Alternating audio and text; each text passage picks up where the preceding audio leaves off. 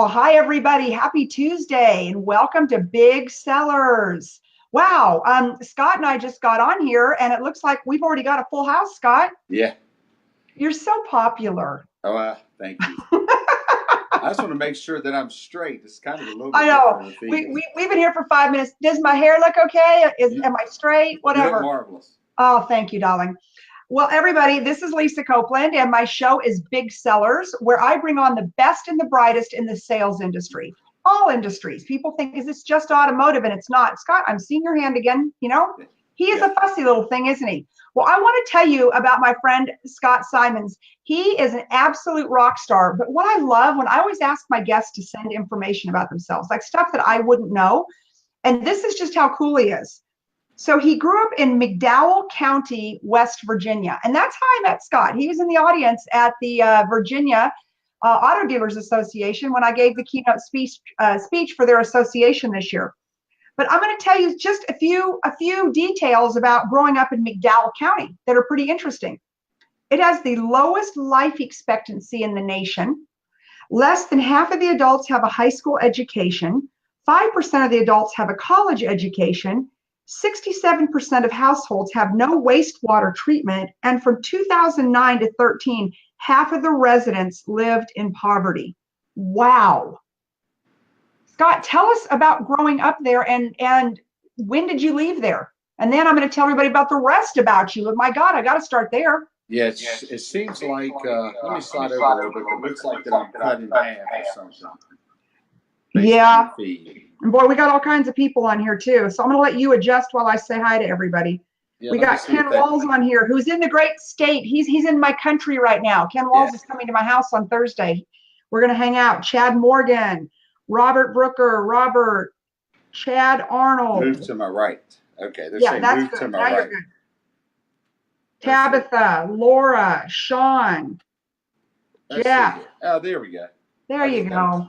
Hey, it only took you 8 minutes to get straight. I love that. Well, that's why we should always, with me, with the car person, you should always do a test run. But anyway, so Lisa, thank you so much for having me on. Hopefully I'm straight and they can see me. No, I went back over again. No, you went backwards, babe. You got to go the other way. Hold on. Okay. Well, while Scott is straightening himself up, now you're good. Okay, now you're got good. it. Your whole face. Okay. So I want to go back to McDowell County, West Virginia, where it all began for this car dealer that I'm going to tell you. In fact, you know what? Let me just tell you guys. Everyone knows Scott, but I'm going to tell you the rest. And then we're going to talk about his humble beginnings. So he's the first generation car dealer. In other words, his parents were not in the car industry. He owns part of 5 dealerships with 8 franchises, which in our world makes you a managing partner, which is what I was. You were nominated as one of the top 40 under 40 in the auto industry in 2012. You became the managing partner, general manager in 2010 at Valley Honda, 13 at Valley VW, 14 Valley Nissan and Subaru, and 16 you got awarded an open Chrysler Dodge Jeep Ram Point. Your partner is Scott Myers Automotive Group that has been around since 1924. Wow. CMA is an ESOP, an ESOP, which means our employees own 26% of our company. Oh, it already sounds like a great place. And we live by the motto, owners just do more. Oh, I love it. And I'm not going to talk about your current day right now because I want to take you back to, look at all the ambition you've got. You're one of the hardest working guys I know in the automotive industry. You run a great organization. You own a great organization. But you grew up in McDowell County. Tell us about it. Well, first of all, thank you so much for having me on now that I've gotten straight, I think. I'm really proud of where I came from. It's a very hardworking group of people there that it's coal industry. Obviously, you know that the coal industry has came, it's not doing the best that it used to do, because we're all going to electric and all the other different mediums that we have out there in order to get electricity, solar. But anyway, I learned a lot of life lessons there. I learned do what you say you're going to do. A handshake means something. That people when they say they're going to do something or do it, they're going to work very hard for you. So that's where I learned a lot of my work habit from my mom and dad. My dad worked 5 jobs in the summer. My mom worked as a lab supervisor at a hospital, and Now, I was your think dad in the coal industry? he worked for coal mines. He Okay. basically went there and cut grass and et cetera for the gentleman that owned the coal mines. But, you know, to teach my brother and I work ethic, my brother is a doctor in Texas, in Houston, Texas. He's an ER doctor. I wasn't smart enough to be a doctor, so I went the sales route. But I'm going to bet if we had to look at your W-2 versus the doctors, I'm going to bet, I would bet on you. well, I would say no comment on that. Oh, all of us are in sales. We know. Yeah, that's true. I'm very blessed. I'll say that. I'm very fortunate, you know, to be where I am today. You know, it wasn't always easy. It was very difficult. You know, to be a first generation car dealer, it took a lot of hard work, blood, sweat, and tears. Took some luck, and it took getting the right opportunity. You know, and I And worked for working with the right company. working with the right company, right? Yeah. So Carter Myers Automotive Group gave me opportunity that I'd always dreamed of, and you know, once you get that opportunity and you've worked, you know, 16, 17, 18 years for this opportunity, you know, 12, 14 hours a day. Once you get that opportunity, Lisa, you know you're gonna do whatever it takes. You're gonna make sure that you're successful. No one's gonna outwork you. No one's gonna outthink you. You just want it more than the other people, and that's basically what Valley's all about. Um, so I'll go back. So, you know, McDowell County, West Virginia. I'm proud West Virginian, although I do live in Virginia now, which some people get confused, you know, with the two states, but it is two different states. Um, so I live on the western part of Virginia, but I'm a proud West Virginian. Um, you know, where I grew up made me who I am today. Um, so I wouldn't change that for the world. There's a lot of struggle, a lot of blood, sweat, and tears, you know. But I just thought, you know, my mom and dad sacrificed so much to give me an opportunity that they never had. They paid for my college, so I graduated in high school in '91. I graduated with my 4-year degree in '93 and my master's by 1995. So I finished 4 years worth of school in 6. Um, so anyway, it you know, I just worked really, really hard, and that's the only thing that we really knew, you know, is to work, and we got that work ethic from our parents and from the area that we came from. Okay, so yeah, and speaking about work ethic, here's what your daily schedule looks like. Mm-hmm. I'm exhausted by the time I'm checking Facebook in the morning. Between you and Glenn Lundy, it's like I give up. I give up. Yeah. This is Scott's current day. He gets up at 4 a.m. He's at CrossFit by 5:15 a.m. and I think that's every morning. He's home by 6:45 a.m. He's a good family man. He has breakfast with his family between 7:15 and 8. At 8, he drives to work. At 8:30, he arrives at work. And by then, he shows up. He's got 5 stores, 8 franchises, and 175 employees with over 200 million in sales. So, you know, you're pretty busy during the day. Yes. But at 5:30, you've got football practice, which I'm hoping that you are coaching a team of some sort, that you're not playing on a team, but with you, who knows? And football practice ends at 8 p.m. and you're home at 9 for dinner with the family and bed by 10. Correct. I would say you've got a work ethic. Tell us about the football team. Tell me you're coaching some kids. Yes. So my staff and I and my wife, we run the Augusta Spartan youth football team. We also, I'm on the Jefferson District Football League. I'm the president of the league, president of Augusta Spartan. So my spare time, my staff and I and my wife, we run these football programs. So there's about 1,000 kids in the program. We love the youth. We try to give back to the youth of our communities. We believe that by building up our youth, it'll give them direction and give them discipline and give them hope that we're going to pay dividends and that we're going to really help generations to come. So we really focus on our youth.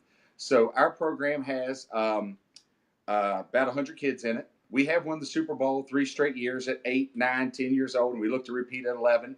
I run the defense. We record our games, and we have 8-year-olds watching game film. So to say that we're competitive is an understatement. But we're teaching them life lessons about, you know, on the football field. So actually, they have football practice going on now. The coaches are handling it so I can get there. You know, I wouldn't change it. I wouldn't change my life, my schedule for anything. I'm so blessed and fortunate. I've worked hard to get to where I'm at, but I wouldn't got there without my wonderful wife, my supportive family. My employees are the best. People say they have the best. I have the best. They really care about the company. They are stockholders in this company. My partners, Carter Myers Automotive Group. Uh, Liza, she was at VADA. Her dad's been chairman of VADA, chairman of NADA. Liza and her dad have a wonderful name in the automotive community. So if I've got all this going on, why in the world would I want to sleep it away? I'll have plenty of time to sleep when I die. I don't really think about it. I get up every day and I just give it all I've got every single day. And I told this story, which kind of shocked some people. Probably about 2008, 2009. Remember, those tough years in the car industry. Oh, yeah. And I was working at a place and I made some poor decisions. And I was, just not taking very good care of myself. And my wife, told me, which I met my wife when I was 17, she was 15. I'm 45 and she's 43. We've been dating or married ever since. And she said, you've done really well, but if you don't make some changes to take care of yourself, you're not going to be around to walk your daughter down the aisle, which I have a daughter, 14. I have a son that's 11. And that really hit home to me. And at first I was a little upset. As you can imagine, your spouse says, hey, if you don't make life changes, my next husband, which, will be walking your daughter down the aisle. Yeah. That once I calmed down and I understood, because my wife's probably one of the most kind, humble, giving people you'd ever meet in your life. She's very beautiful, I might add. Thank you very much. Well, us car people, we're closers, right? So, I did outkick my coverage, and I did marry way above where. Yes, you did. I'm going to say that out loud. I think you did. Yeah. Well, thank you so much. I had to make some tough decisions, and I started going to CrossFit, which I know you see. I check in, and every single day. Yeah, a lot of people will sit and say, "Hey, Scott, what are you, just some arrogant person that's checking in?" And if you really sit and think about this for me, I really sit and want you to think about this. The people that are checking in aren't checking in for me. I'm checking in for all the messages I get from people to say, you know what, I didn't feel like going today. I felt like not getting up and going in. I said, you know what, if you can do it, and if you can run the car dealerships, and if you can run football, and if you can do all the things you could do and do all things in the community, then I can do it. So if you sit there and think when people are posting to get you to make changes in your life that they're narcissistic or they're doing it for self-fulfillment, I'm not doing it to fulfill me. I'm already up doing it. And what I'm trying to tell people is, I'm 45 years old, and like Rhino, I'm in the best shape of my life, which is a guy, in the car industry. I am in the best shape of my life, and I'm 45 years old. And age is just a number. But just 7-8 years ago, if I didn't make changes, I had high blood pressure. I was drinking every single day. I was a miserable human being. And I made a choice to do something about it. And I haven't looked back. Okay, so Scott, was that choice because your wife said you need to make a choice? Was it boo? I knew it. When you put on your clothes and you keep going up in sizes, and you're up to, 38, 40 pant, whatever it is, and you keep putting on extra large and you blame it on the shirt that was cut too fine and this, that, and the other. No, it's you. It's me. I was making poor decisions. I was eating terrible. I was drinking. It was choices that I had to make a change. And, it takes sometimes someone to wake you up. And luckily, my wife cared about me enough to sit and say, I'm not going to allow you to sit there and be someone you're not. Wow. And those people that care about you, that you're mad at sometimes, that are telling you the truth, one day you'll look back and thank them. And when they're sitting there telling you the truth about changes you need to make in your life, you need to listen, because they're only doing it because they care. We tell people all the time, if we stop getting on to you and you're pushing you to be the best, that's because we've given up. Yep. You can't motivate people that don't want to be motivated. Yep. So you cannot motivate the unmotivated. I had to make personal choices, and I had to make changes. And luckily I cared enough. I had someone around me that cared enough to say, hey, you know what? You're better than this. And that's what I did. And look, I'm not perfect. I made a bunch of mistakes. Luckily, I feel like I'm a good person, and I didn't pay the ultimate price. And then, once you sit and say, what's important to me? Well, what's important to me is my family, my employees, the business. It's bigger than me, and they all depend on me. And that, you've ran a very successful car dealership, which I admire and respect you so much. Running a car dealership is fairly difficult, position. I mean, you were challenged. You took the Fiat store to one of the biggest and best in the nation. Well, how did you do that? I would say wine was a part of mine. It wasn't CrossFit at 4 a.m.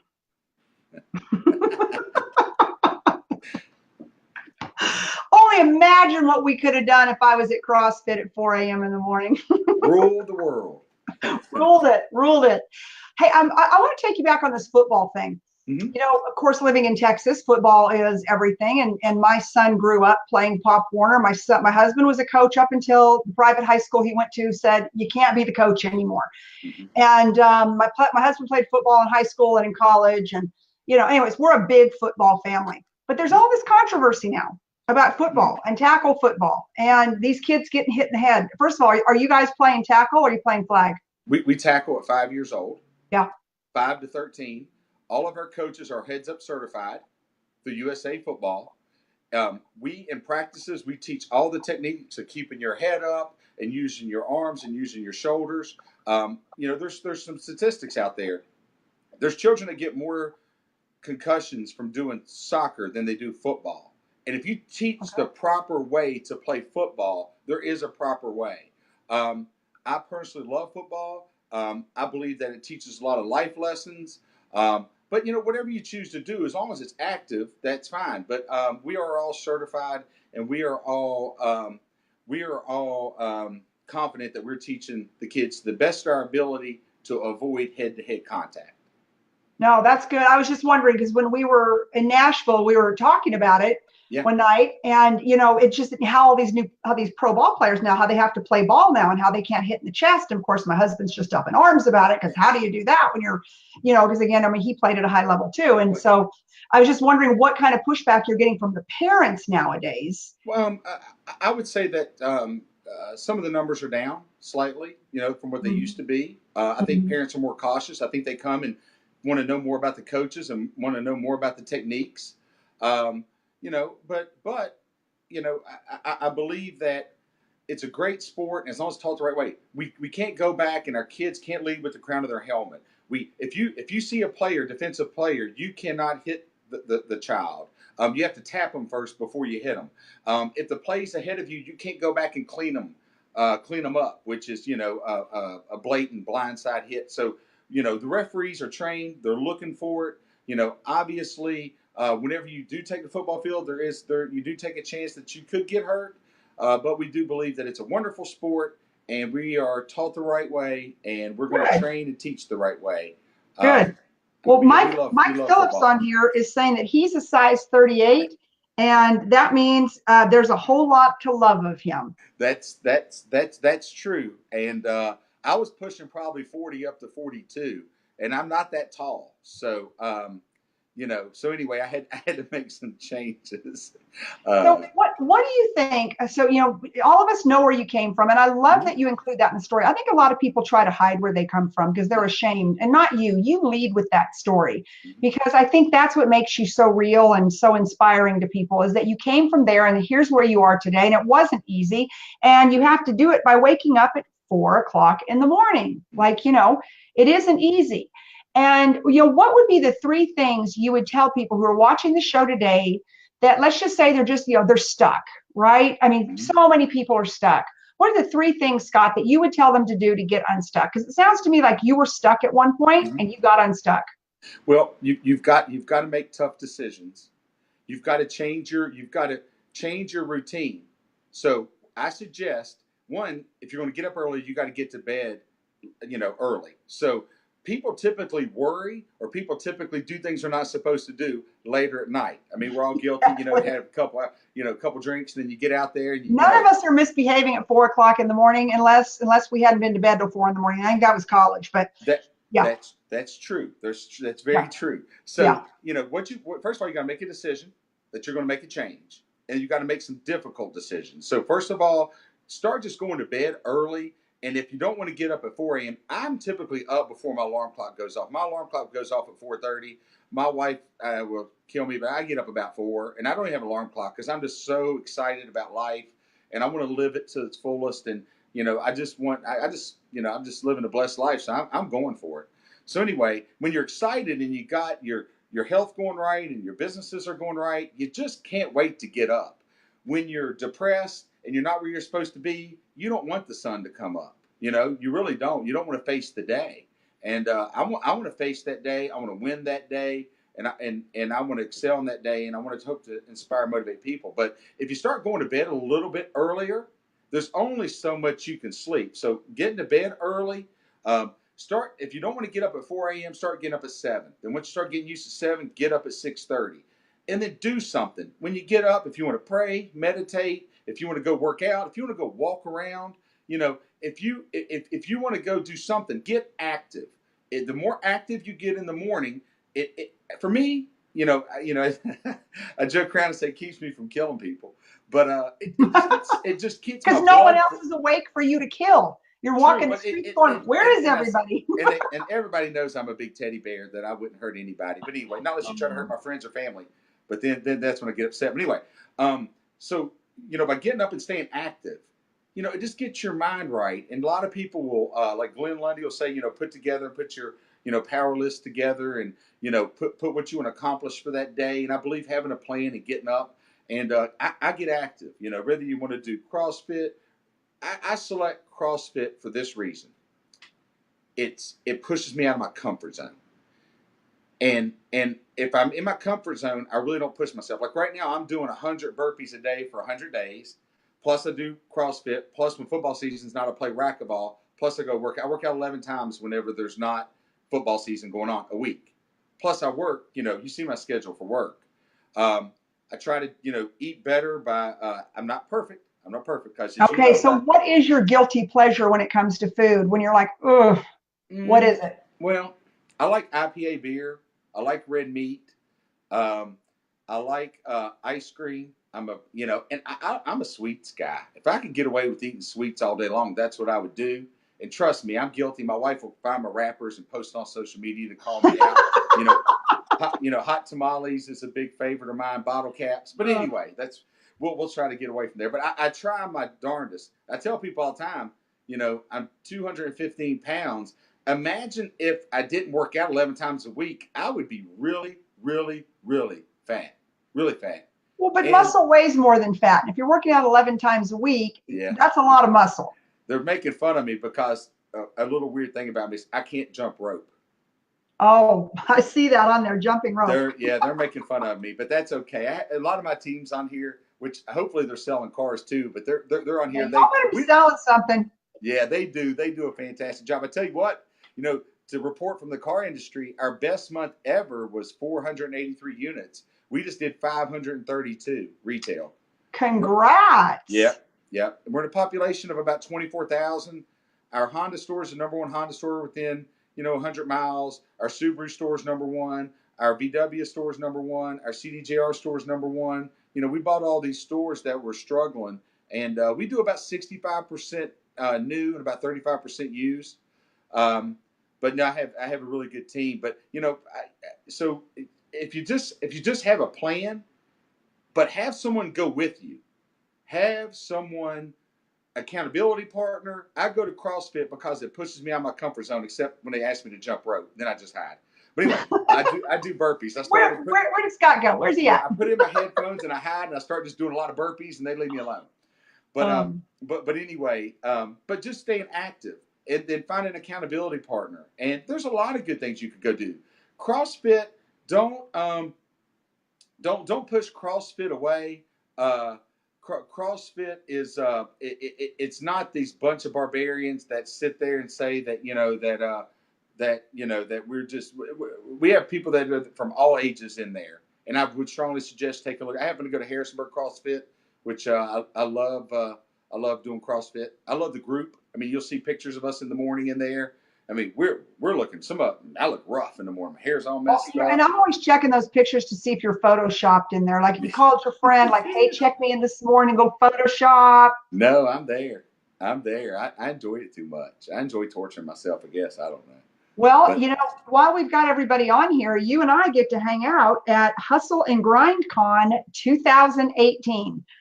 And our good friend Glenn Lundy and his group are putting that on. You and I are speakers, and we're going to be in Orlando. And it's on October 8th and 9th, which is the day before my birthday. I just realized I haven't even booked my tickets yet. Awesome. I did. We've got quite a few people from the dealership going.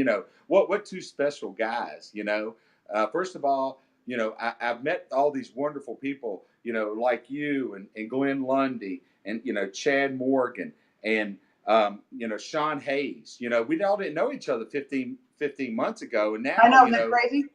and now we're all friends and we're inspiring each other and helping each other and saying, hey, let's all make the car industry a better place. Let's make this world a better place. And we can all help each other out, right? I mean, if you called me and needed help, I would help you, and I know vice versa. And I just visited Glenn's store. I saw Sean Hayes and was with the Cummings, and just wonderful people. And we're sharing best practices. I mean, it's a totally different ball game out here, and it needed to happen. It did, and we need dealers like you and like Glenn and like Brian Benstock and so many of the other good dealers around the country. Evelyn Chantal that we know. I mean, just Adam Aarons. I can go on and on about just Jim DeMeo. Just wonderful, wonderful dealers around the country who are committed to doing business the right way. Jim Wilkinson. They hate bullies. They don't like the bullying aspect of the car business. Don't believe in double standards. I mean, you guys just run a good business and with your hearts and your souls. And I just want to invite everybody out there who's watching this October 8th and 9th. Let's see who's speaking. You, me, Brian Benstock, Brad Wise. Who else? Who am I missing? Lundy.